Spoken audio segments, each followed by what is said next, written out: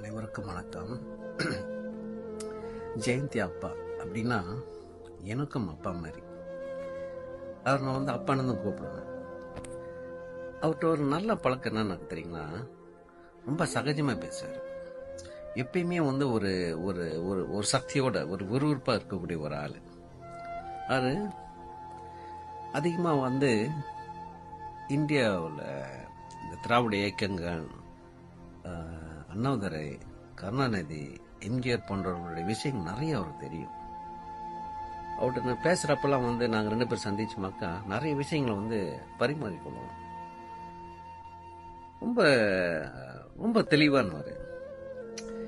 அவருடைய இழப்பு என்னை ரொம்ப மனதை பாதித்த ஒரு விஷயம். It's a great great great great great person.